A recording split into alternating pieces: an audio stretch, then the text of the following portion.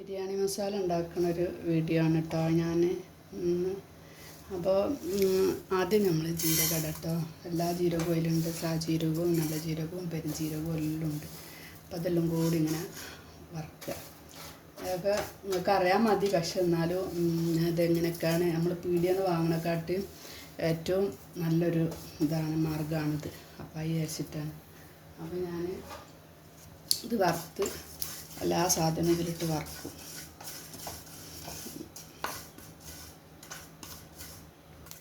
ഇത് വറുത്ത് കഴിഞ്ഞിട്ടോ ഇനി ഞാൻ അടുത്തതിടാൻ പോവുകയാണ്. ഇത് വറുത്ത് വെച്ചതിൻ്റെ അടുത്ത പട്ടയാണ് ഇടുന്നത്. പട്ടയും ഇത് എല്ലാം കൂടി ഒപ്പരട കേട്ടോ. കറാമ്പൂവും എല്ലാം കൂടി ഒപ്പരട.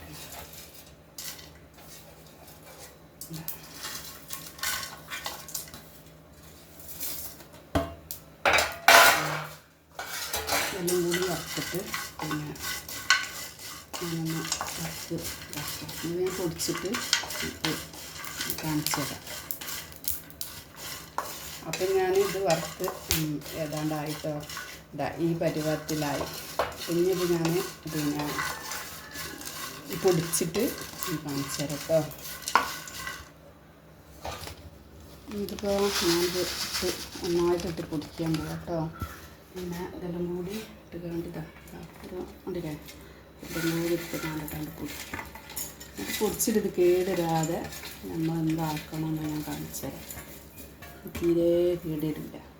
കുറേ എത്ര ഉപയോഗിക്കരുത്. ഞാനിതാ പിന്നെ അടിക്കണം കേട്ടോ. പൊടിച്ചിട്ട് ഞാൻ കാണിച്ചു തരാം. ഫൈനായിട്ട് പൊടിഞ്ഞില്ല.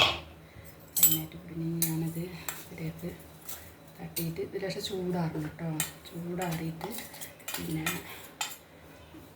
കുപ്പിയിലാക്കിയ കാടാണല്ലോ. ഇത് എല്ലാം തണുക്കണം കേട്ടോ. അതിന് ശേഷം നമുക്ക് പിന്നെ ഇത് എടുക്കാൻ ഫ്രിഡ്ജിൽ ആക്കി വെക്കാൻ പറ്റുള്ളൂ. ഞാൻ നല്ല ജീരകം ഞാൻ അങ്ങനെ പൊടിച്ചിരുന്നു കേട്ടോ. ഞാൻ കാണിച്ചു തരാം. നമുക്ക് ഇതുപോലെ പൊടിച്ചതാണ്. നമുക്ക് ഞാൻ കാണിച്ചു തരാം.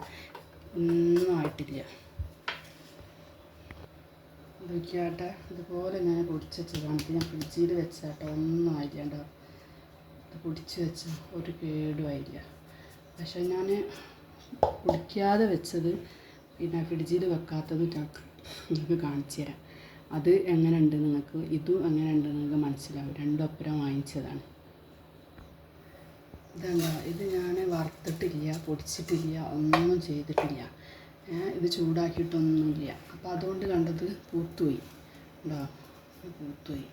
ഒറ്റ കംപ്ലൈൻ്റായി. അപ്പോൾ ഒരിക്കലും നമ്മളിങ്ങനെ ചെയ്തിട്ട് കാര്യമില്ല. വെയിലത്ത് വെച്ചിട്ടും കാര്യമില്ല. അപ്പോൾ നമ്മൾ കഴുകി നല്ലോണം ഉണക്കിയതിൻ്റെ ശേഷം കഴുകണമെങ്കിൽ കഴുകുക. കഴുകാത്തോലാണെങ്കിൽ ഇനി തുടച്ച് ചെയ്യുകയാണെങ്കിൽ അങ്ങനെ ചെയ്യുക. പക്ഷെ ഞാൻ കഴുകി നല്ല വൃത്തിയാക്കി ഉണക്കിയിട്ട് വറുത്തത് പൊടിച്ചതാണ്. ഇത് കണ്ടോ, ഫ്രഷായിട്ടൊന്നും ആയില്ല. ഞാൻ ഫ്രിഡ്ജിൽ പിന്നെ സൂക്ഷിക്കലാണ്. ഒന്നും ആവില്ല. ജീരകവും പിന്നെ ഗരം മസാല എല്ലാം കൂടി ഇട്ട് വറുത്ത് പൊടിച്ചത്. ഇപ്പോൾ ഞാൻ കാണിച്ചു തന്നല്ലോ എല്ലാം കൂടിയാണ്. അപ്പോൾ ഞാനത് ടിന്നിലാക്കി വെച്ചതുണ്ട്. അതപ്പോൾ ഞാൻ കാണിച്ചു തന്നത്. അതാണ് ഈ പൊടി.